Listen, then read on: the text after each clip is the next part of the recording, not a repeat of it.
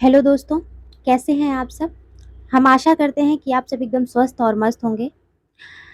तो आज है 9 जून और शुरू करते हैं आज का अपना करंट अफेयर्स। इसमें हम 9 जून के सभी महत्वपूर्ण बन सकने वाले प्रश्नों को डिस्कस करेंगे और साथ ही उससे रिलेटेड फैक्ट्स को भी डिस्कस करेंगे। तो चलिए शुरू करते हैं अपना पहला प्रश्न। और हाँ, अंत में हम आपसे सवाल भी पूछेंगे। आप प्लीज़ उसका जवाब कमेंट बॉक्स में ज़रूर दीजिएगा। तो हमारा पहला प्रश्न है, इंडिया एक्सिम बैंक ने पूर्वी अफ्रीका के व्यापार को बढ़ावा देने के लिए कहां पर अपना कार्यालय खोला है? ऑप्शन ए है सोमालिया, ऑप्शन बी है तंजानिया, ऑप्शन सी है इथोपिया, ऑप्शन डी है केन्या। तो एक्सिम बैंक ने कहां पे अपना कार्यालय खोला है? तो केन्या में खोला है। ये मैप में देखिए, यहाँ पे रहा केन्या, जिसकी राजधानी है नैरोबी, और नैरोबी में ही खोला गया है ये एक्सिम बैंक। और इसके आसपास देखिए, इधर सोमालिया है, इधर इथोपिया है, इधर युगांडा है, और ये यहाँ पे देखिए, यहाँ पे विक्टोरिया लेक भी है। ठीक है, आगे बढ़ते हैं, देखते हैं भारत एक्सिम बैंक के बारे में। भारतीय निर्यात आयात बैंक यानी कि भारतीय एक्सिम बैंक, ये देश का मुख्य बैंक है। इसका काम भारत के विदेशी व्यापार और निवेश को वित्त पोषित करना, सुविधा प्रदान करना और बढ़ावा देना है। यानी कि विदेशी व्यापार को वित्त पोषित करता है, उसको सुविधा देता है और उसको बढ़ावा देता है। और इसने हाल ही में केन्या के नैरोबी में अपना पूर्वी अफ्रीका प्रतिनिधि का कार्यालय खोला है। इसकी स्थापना कब हुई थी?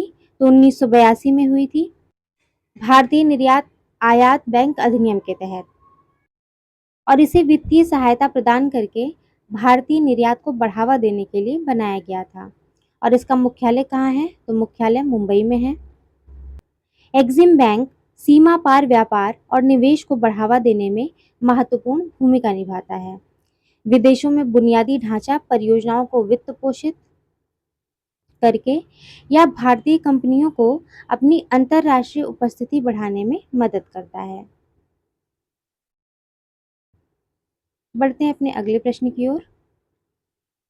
एशिया प्रशांत क्षेत्र में सर्वश्रेष्ठ विनियामक का पुरस्कार किस संस्था को प्राप्त हुआ है?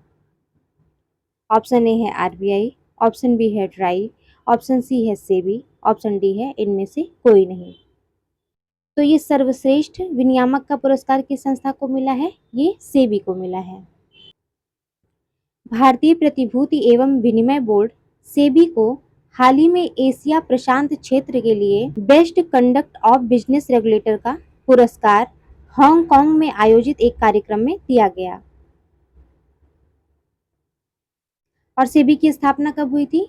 तो ये 1988 में हुई थी, लेकिन तब ये गैर सांविधिक निकाय के रूप में हुई थी, जिसके पास कोई वैधानिक शक्ति नहीं थी। फिर इसको बाद में 30 जनवरी 1992 को इसको सेबी अधिनियम के माध्यम से वैधानिक शक्तियां दी गईं। और इसका मुख्यालय कहाँ है? तो मुंबई में है। हमारा अगला प्रश्न है कि बायोफार्मास्यूटिकल्स गठबंधन, जिसका भारत एक सदस्य है, ये कहाँ शुरू किया गया? ऑप्शन ए है जापान में, ऑप्शन बी है साउथ कोरिया में, ऑप्शन सी है भारत में, ऑप्शन डी है अमेरिका में। तो ये शुरू किया गया है अमेरिका में। और इस गठबंधन को शुरू किसने किसने किया है? तो भारत, संयुक्त राज्य अमेरिका, दक्षिण कोरिया, जापान और यूरोपीय संघ ने।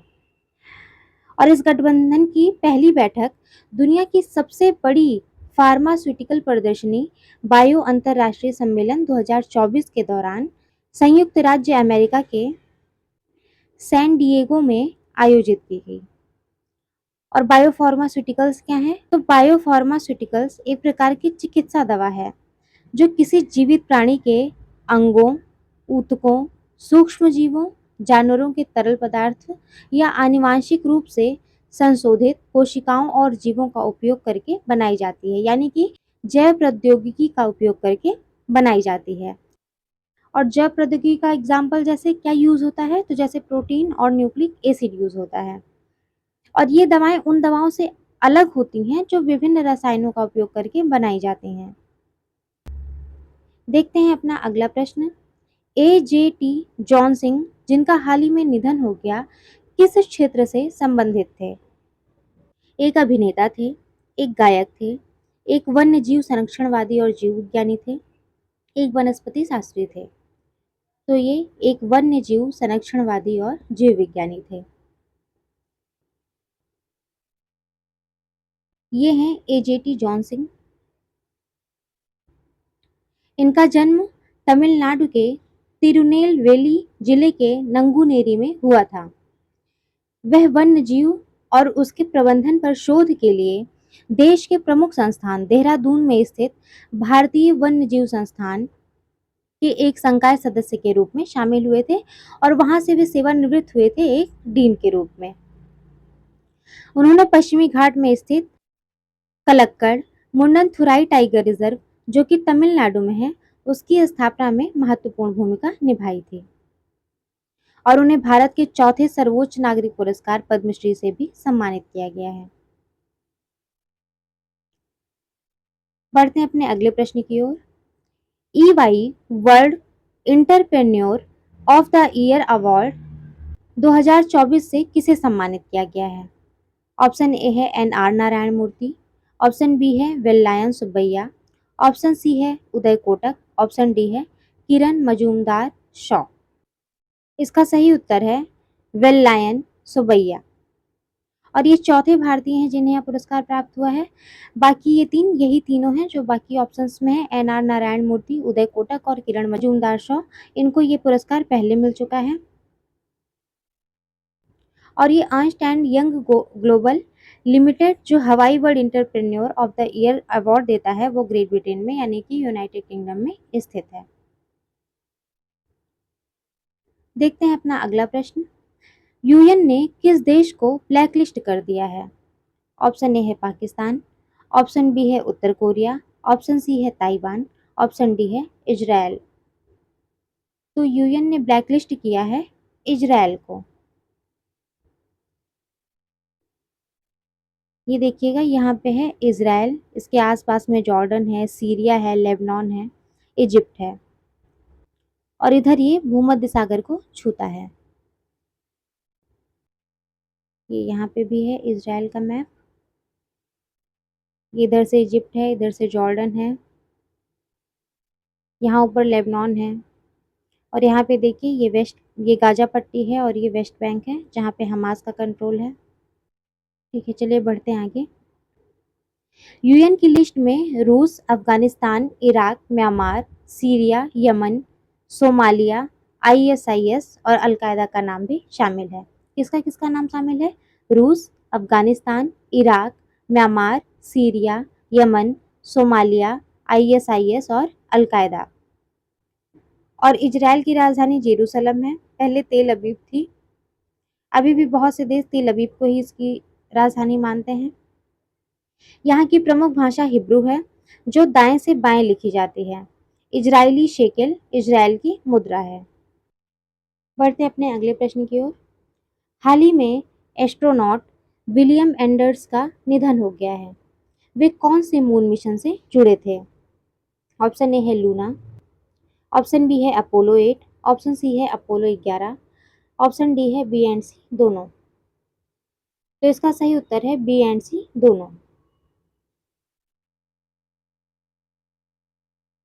ये हैं विलियम एंडर्स जी। अमेरिकी एस्ट्रोनॉट विलियम एंडर्स की प्लेन क्रैश में मौत हो गई। वे अकेले वाशिंगटन में एक छोटा प्लेन उड़ा रहे थे। 90 साल के एंडर्स इंसानों को लेकर चांद पर जाने वाले पहले मिशन अपोलो 8 का हिस्सा थे और विलियम 1968 में कर्नल फ्रैंक बोरमैन और कैप्टन जेम्स लोवेल के साथ अपोलो 8 मिशन के लिए रवाना हुए थे। 4 दिसंबर 1968 को चांद के 10 चक्कर लगाने के दौरान तीनों एस्ट्रोनॉट्स ने चांद की क्षितिज से ऊपर उठती पृथ्वी अर्थराइज की कई तस्वीरें ली थी। ये याद रखिएगा ये टर्म अर्थराइज, ठीक है, क्योंकि इससे पूछा जा सकता है कि अर्थराइज की तस्वीर लेने वाले किस एस्ट्रोनॉट की डेथ हुई है। इस मिशन का लक्ष्य अपोलो 11 की तैयारी करना था जिसमें पहली बार इंसान चांद पर कदम रखने वाला था। अपोलो 8 मिशन के अलावा बिल अपोलो 11 मिशन में भी बैकअप पायलट थे।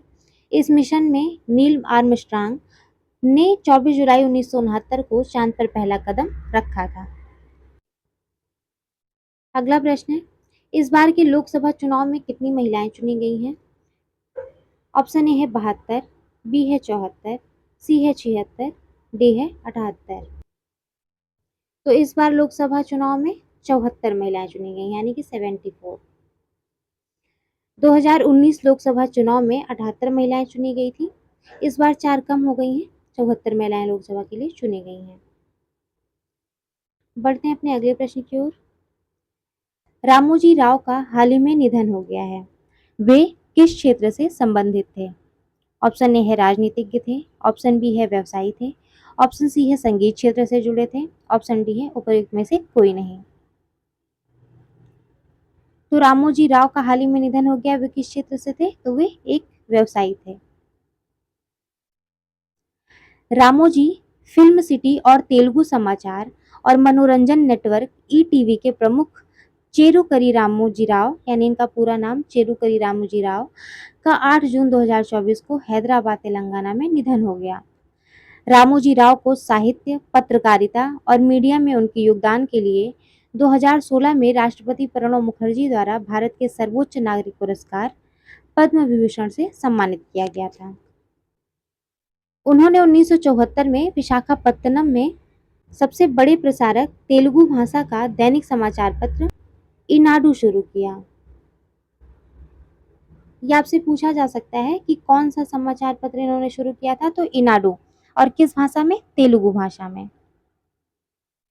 और इन्होंने ईटीवी नेटवर्क जो कि 8 भाषाओं में था और ईटीवी भारत जो कि एक समाचार मंच था को शुरू किया था। और कल के प्रश्नों का उत्तर देख लेते हैं। रामसर दिवस कब मनाया जाता है और इसकी 2024 की थीम क्या है? तो ये 2 फरवरी को मनाया जाता है और इसकी थीम थी आर्द्र भूमि और मानव कल्याण। अगला प्रश्न है, विश्व पर्यावरण दिवस 2024 की थीम क्या है? तो इसकी थीम है भूमि बहाली, मरुस्थलीकरण और सूखे से बचाव। और आज का प्रश्न क्या है? यूएन ने किस देश को ब्लैक लिस्ट किया है? और दूसरा प्रश्न है, कलक्कड़ मुंडनथुराई टाइगर रिजर्व कहाँ स्थित है?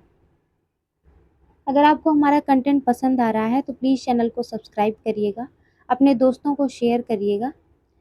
कल हम फिर से हाजिर होंगे 10 जून के करंट अफेयर्स के साथ। तब तक के लिए जय हिंद, जय भारत।